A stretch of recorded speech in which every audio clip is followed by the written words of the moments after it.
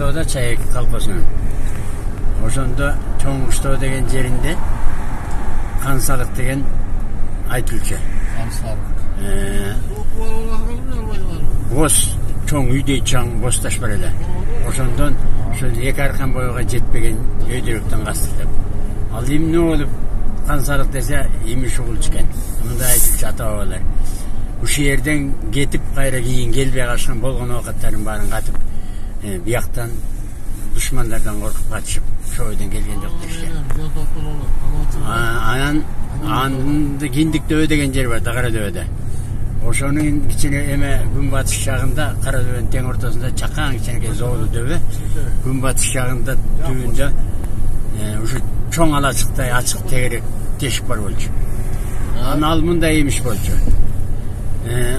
Нары зындан деген, нары Минкушта зындан деген жер бар. Эки зындан деп коет, чоң зындан, кичи зындан деп.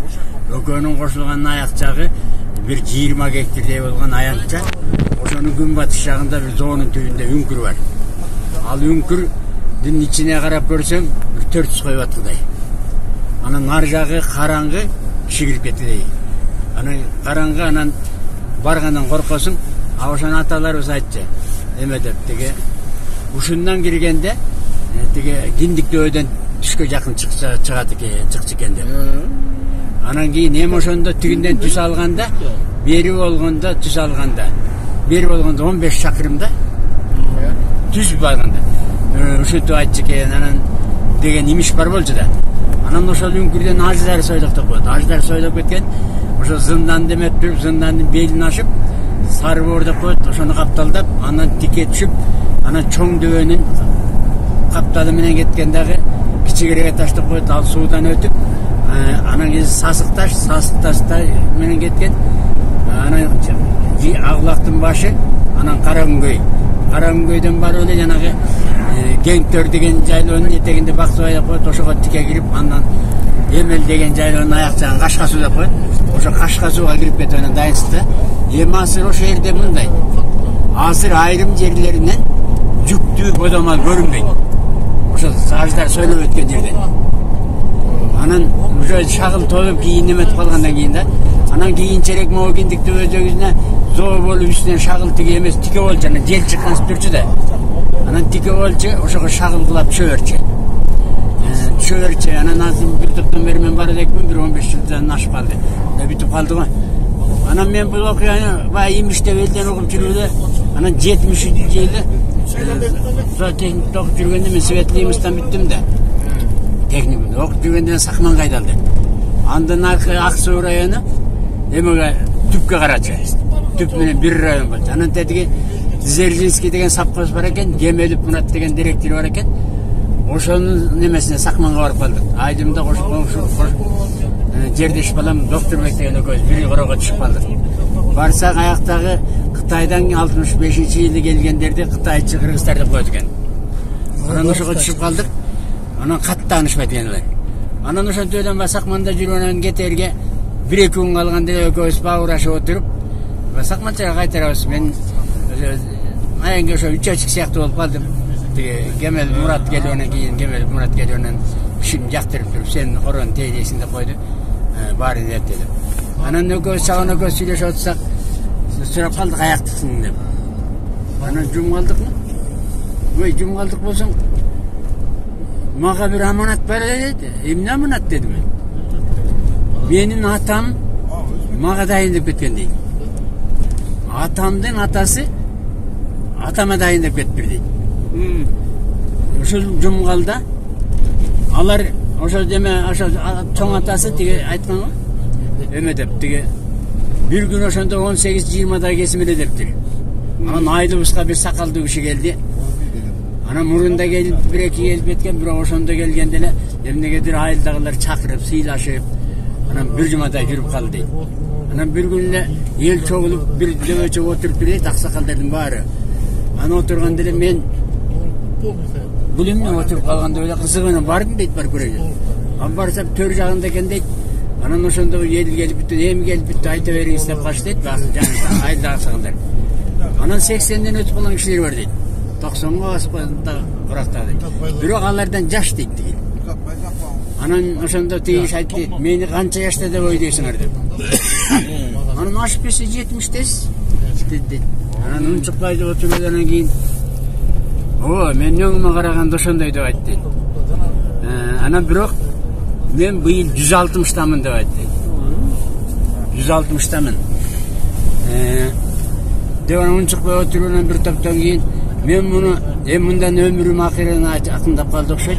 Эмне болсо да кайрылгы деп айтып жүрөм. Ушул эмемди. Анан силерге да аманат болсун мен айтып берейин деп айтты. Биз Жумгалда элек. Жумгалда кара дөбөдө турчу элек. Кара дөбө өзү бушук элек да, ооз жагы, баш жагы 5 сала келет дагы, башы кең кол, аягы бир кол деп айтылат да. Анан ооба. Тиги Ия. Таштөбө чоңдөө. Жал, Таштөбө чоңдөө өйдө Курмангол тараптан. Кара дөбө деген нары чаяк кысылыстын эмеси кыштоосу. Аякты көп бишүүлбейт. Барган киши көрсө кызыккыдай жер. Талашпаңыз. Буспай турчу. А дегенде аманатты угуп дейт.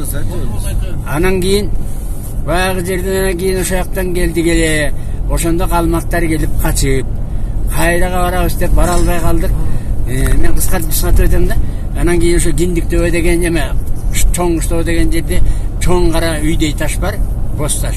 Ошонун кезигесине болгон оокатыбыздын баарын кийиске салып, эгин болгонун баарын катып, атыбызга эметип эле караңгыда ашып кеттик эле. Кереге таштап коет ошону тиги кабакка ашкан жагы бар да. Түнү менен качып кеттик эле дейт. Ошо ойдон бара алган жокпуз. Шартта болгон жок. Мен курлуунун баары өлдү. Мына мен быйыл 160-тамын. А буга мен бир төлгөмүшү дейт. Өзүм мергенчи болуп жүрдүм эле дейт. 18 жашта элем деп айтты. Ошо кабактын ичи чытырман болчу дейт. Атам да чоң мерген айтып калчу да. Тиги бир жестумшук аябай болчу дейт. Кийин эме орустар келип, карагайлар дөрттөп, анан кыркып, анан суюлуп калды дейт. Жолдо киши өтө алчу эмес дейт. Жалгыз жарым киши баспай эле чогуу жүрчүбүз дейт. Чөөлөр ээрчип жүрчү дейт бирлеринен.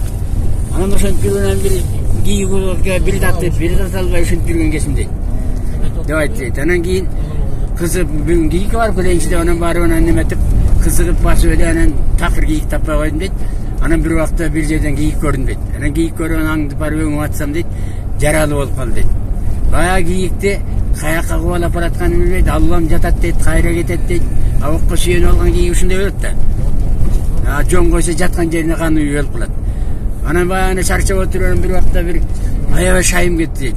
Шайым кетип эле анан бир зоону түптөп баратсам, кийик асты менен кеткен дейт. Мен да кетип барсам эле зоодон эле бир кичине суу агып атып бер дейт.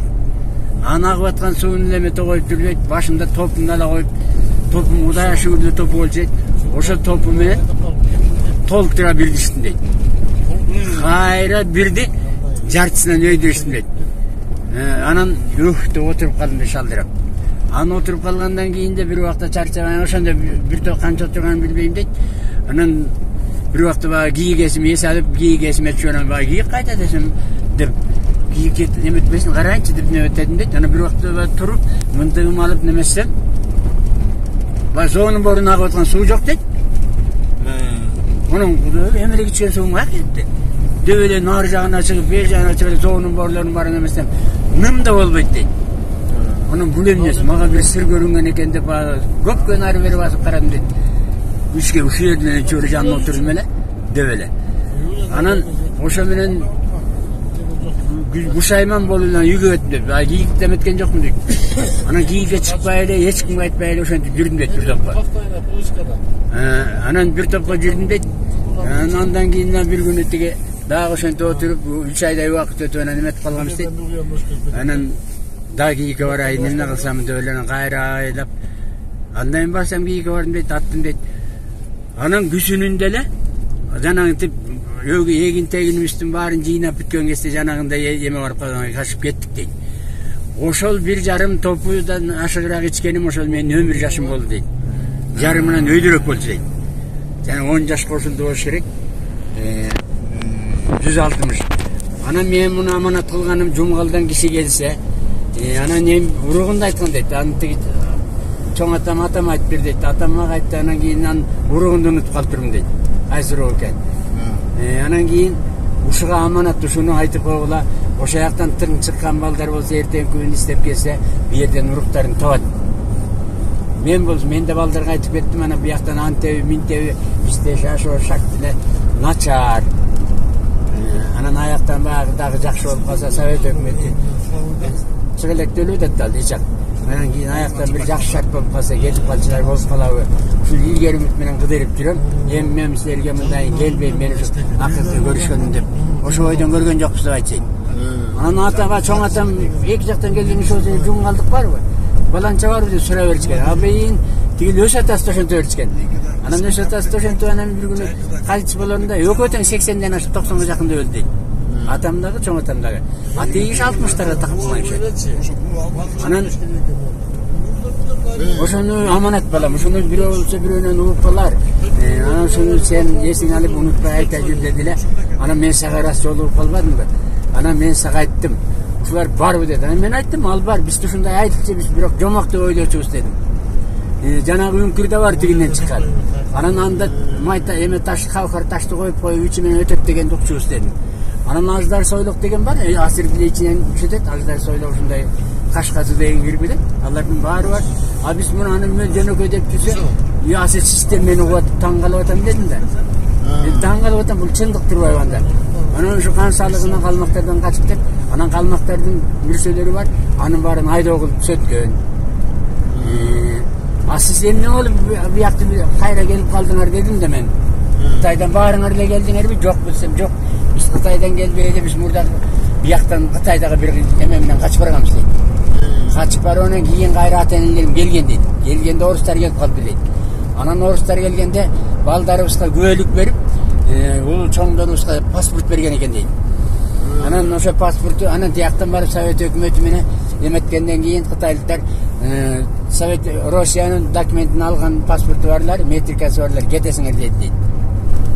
Анан ошолорубуз гана келди, асырагыбыз, калганы калды тиякта. Анан деп кийин оксам көрсө, азыр аяктагылар эки мамлекеттин ортосунда эметкенде тигил элдер Россияга барбайбыз, бияктан жашайбыз деп келишим менен гана эмекен да. Кытайга да тиешеби эмес экен ал деп. Келишим менен гана калып калышкан экен. Анан муну неметип баягынтен бери ушундай болсо бир айтып койсом, баарыңар кыдырып жүрөсүңөр. Билгениңер барбы деп. Эми жумгалдан дагы эски кишилерден муну билген калган жок. Кызыкчы да киши жок. А мен деле кызыкмак эмесмин. А жанагындан уккандан кийин анан эс тартым баарысы да. Анан эми Кудай буйруп ушуңер ийгиликтүү болуп, могу якы бүтүп, анан чет мамлекет жагы башка. Бул болсо жана Кызылдыз бар го? Кызылстан тиги бир мына бул эме түштүктү карай кетет. Жаң жол десе, качкен каратоосун десе, чолок терек деп коет күнчүгүшөн, тиягын карадөө деп коет. Тиги жана Зоокадагы Саргамыш жакта башка. Ал башка. А бул болсо ошо жерге кышташат, 20 корогой кыштачы. Жылкы кыштачы, уй кыштачы. Анан асырда чоңур негизи баягы өтө чоң көлдөй чоң болбосо дагы, бирок кыштоо жайлоолугу чакан, анан неме? Тиги шаар түштүлү жерде негизи аябай жакшы.